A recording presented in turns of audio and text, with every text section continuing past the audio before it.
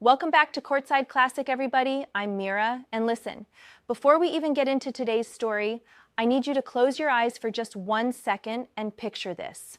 It is a crisp evening in Linz, Austria. A players' party is in full swing.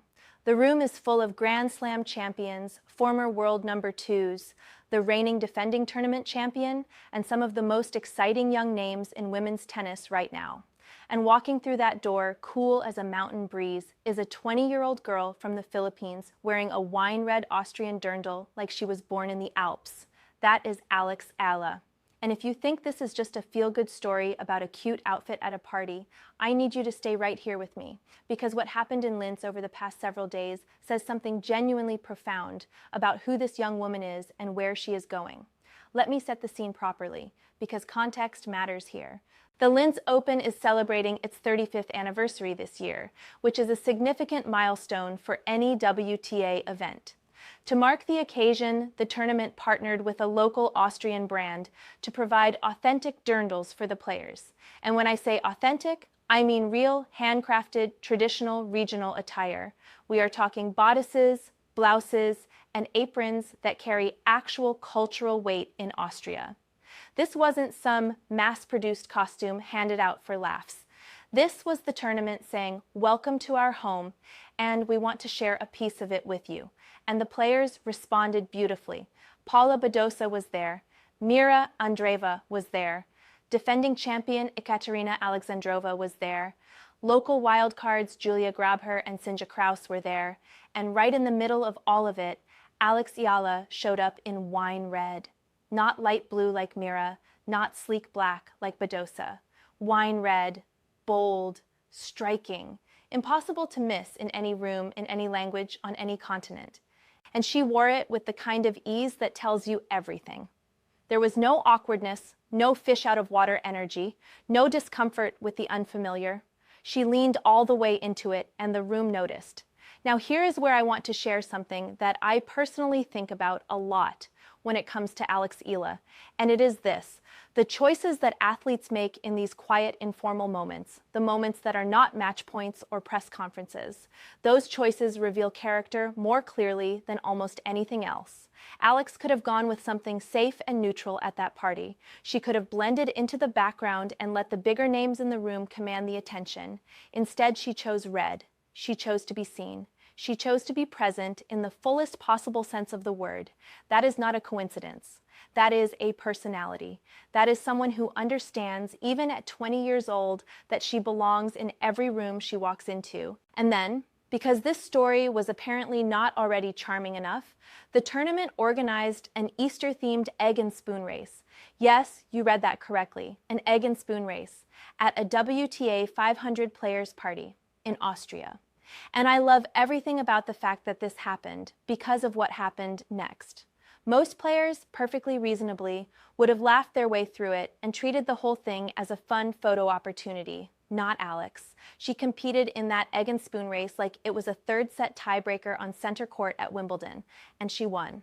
She and Sinja Kraus crossed the finish line first, and I am not even remotely surprised. I know some people will hear that and think, okay, Mira, it is an egg and spoon race. Let's not build a philosophical thesis around it. But hear me out, because I genuinely believe this matters. The greatest athletes who have ever competed in any sport share one very specific characteristic. They do not have an off switch.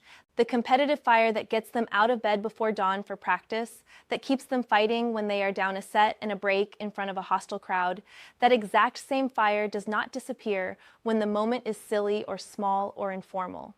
Roger Federer was legendarily competitive in casual practice situations. Rafael Nadal, the man whose academy Alex has trained at since 2018, turns hitting sessions into battles of will. When Alex Eala wins an egg and spoon race at a party in Austria, she is telling you something real about her DNA. She wants to win every single time, full stop. And that is not just endearing. That is exactly the kind of wiring that champions are built from. Now let us zoom out and appreciate the full picture of what this party appearance actually represents in the context of Alex's career right now. She came into Linz ranked world number 45, having dropped some significant points after her Miami Open exit. She was unseeded in a draw that included former Grand Slam champions and players ranked well above her. She was making her Linz Open debut in her first clay court event of the 2026 season. In other words, she had everything to prove and a very limited recent track record on the surface she was about to compete on. And yet, none of that weight showed up at that party. None of it showed in her body language, her choices, or the way she carried herself around players like Badosa and Andreeva. Because here's what I think people sometimes miss about Alex. She is not just growing as a tennis player. She is growing as a professional, as a public figure, and as a human being who understands that her career is bigger than any individual result. The party, the dirndl, the egg and spoon race, these are all part of a larger picture of someone who is learning to show up fully and confidently in every dimension of what it means to be a top-level touring professional. And the people running this tournament saw it too. Because before a single ball was struck in the main draw, tournament director Sandra Reichel spoke about Alex in terms that do not get used lightly by people who have spent decades watching careers unfold. She called Alex unbelievable. She said, and I want to make sure we get this exactly right because the word choice genuinely matters. She said, it is great for the Philippines, for the people, for the tennis fans in the Philippines to have such an amazing player. And then she went further. She described Alex as one of the players who will own the future of this tour, not participate in the future, not contribute to the future. Own it. Tournament directors are not in the business of throwing that kind of language around carelessly. Sandra Reichel has watched hundreds of players come through the Linz Open over 35 years. She has seen every shape of career, every type of talent, every stage of development. When someone with that depth of experience looks at a 20-year-old unseeded player and publicly declares her a future owner of women's tennis, you listen, you pay attention, because that is not promotional fluff. That is informed judgment from someone who knows exactly what she is looking at. The cultural layer of what happened in Linz deserves its own moment, because I think it is genuinely beautiful, and it does not get talked about enough. Alex did not just tolerate the dirndl for the sake of a photo opportunity. She embraced it. She threw herself into the local tradition with the same warmth and openness that she brings to every new city she competes in. And that matters in professional tennis far more than most fans realize, because tournaments have long memories. They remember which players were easy to work with, which ones showed genuine respect for the host culture, which ones made the experience better for everyone around them. Those players get treated differently. They get the warm welcome back, the favorable scheduling, the genuine support from staff and organizers. Alex is quietly building a reputation as exactly that kind of player, and it is going to pay dividends across her career for a very long time. There is also something worth saying about the human side of what happens at events like this party.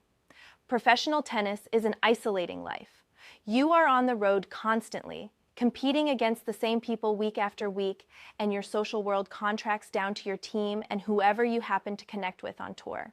Sharing an evening, laughing through a silly race, posing for photos in matching dirndls with players like Badosa and Andreeva, those moments build something real. They build the kind of connections that become practice partners, that become people who look out for each other across long seasons, that become the kind of support network that helps careers survive the brutal grind of professional sport. Alex leaving that party closer to the people around her is not nothing. That is quiet, intelligent career management that most fans will never see or think about. Now, let us talk about what happened on the court, because the party was spectacular, but the tournament itself was always the main event. And here's the thing about Linz that the draw made immediately clear. There was no easy path, none at all. Alex's opening match was against Julia Graber, an Austrian local wildcard who was going to walk onto that court in front of a wall of hometown noise, playing with the freedom of someone who has absolutely nothing to lose and everything to gain. Handling that kind of atmosphere, staying focused when the crowd energy is against you, playing your own game when the emotion of the room is trying to pull you into theirs, that is genuinely difficult. That is the kind of test that separates players at different stages of their development. Alex handled it beautifully. She won the first set 6-4 in a match, where she was tested on serve repeatedly, surviving 7 deuces in one game alone, before seizing the decisive break. The second set she controlled more cleanly, winning 6 games to 3 to advance to the round of 16. After the match, she said, and I love this quote, "I think it is amazing. I am really happy with how they welcomed me and welcomed the Filipinos. I hope to discover your culture more and have some fun on the court." That is not media training. That is a genuinely warm person who means what she says. Then came Jelena Ostapenko in the round of 16, and let me tell you, if you wanted a demonstration of how brutal the top of the women's game is right now, this was it. Ostapenko is a former French Open champion. She is one of the most destructive ball strikers on the entire WTA tour, a player whose flat, heavy ground strokes can overwhelm absolutely anyone on clay when she is firing. And she was the number 4 seed in this draw for a reason. Ostapenko won 6 games to 4, 7 games to 5, and that scoreline is honest. It was a tough match against a quality opponent on a surface Alex had not competed on since Roland Garros the previous year. And here is what I want to say about that loss, because I think how we process results like this matters enormously. A loss to Jelena Ostapenko in the round of 16 at a WTA 500 event, on clay, in your first clay match of the season against a player who has won a Grand Slam, is not a failure. It is not even close to a failure. It is a data point. It tells Alex and her team exactly where the work needs to be done as the clay swing builds toward Roland Garros. And the fact that she pushed Ostapenko to 7-5 in the second set tells you she was competitive until the very end. That is the kind of match you learn from and come back better for. Because here is the bigger picture that I keep coming back to. Alex has Stuttgart next, and then Madrid, and then Paris. She has no points to protect from last season on the clay, which means every match she wins from here is pure upside. It means her ranking can only go in one direction if she keeps performing. And the draw in Linz, the experience of handling a hostile home crowd atmosphere against Grabber and then competing against a Grand Slam champion in Ostapenko, all of that is preparation. All of that is building the engine that is going to power something much bigger down the line. The representation piece of this whole Linz chapter is something I genuinely keep returning to because it is impossible to overstate. The Philippines does not have a long history of producing elite professional tennis players. Alex Eala is not building on a foundation that already existed. She is laying the foundation herself, from the ground up, for every Filipino kid who picks up a racket after watching her play. When Sandra Reichel says it is great for the Philippines and for the tennis fans there to have someone like Alex, she is speaking to something that goes far deeper than a tournament draw or a world ranking. There are kids in Manila right now who watched Alex walk into that players' party in a wine red dirndl, watched her win an egg and spoon race against WTA Tour professionals, watched her walk out and beat the Austrian crowd favorite in the first round, and watched her push a former Grand Slam champion deep in the second round on a surface she barely touched last year. And those kids are thinking something for the first time that they perhaps never fully believed before. They are thinking, that could be me. That is what Alex Eala is building in Austria right now. Not just a tennis career, a story that belongs to an entire nation. She is 20 years old. She is ranked 45 in the world. She came to Linz in wine red and did not blend in, because blending in was never the plan. She won her first match, she competed hard in her second, and she left Austria better and more experienced than she arrived. The clay swing is just getting started. Stuttgart is next, Madrid after that, and Paris is waiting at the end of all of it. I said it before, and I will keep saying it right here on Courtside Classic. Alex Eala is not a promise anymore. She walked into a room full of Grand Slam champions, and she looked like she belonged, because she absolutely does. The only question left is how far she goes from here. And honestly, watching this young woman, I don't think even she knows the ceiling yet. But I cannot wait to find out. And neither, I suspect, can you. If you are riding this clay season with Alex, drop a comment below and tell me, what is your prediction for her at Roland Garros this year? I want to know what Courtside Classic is thinking.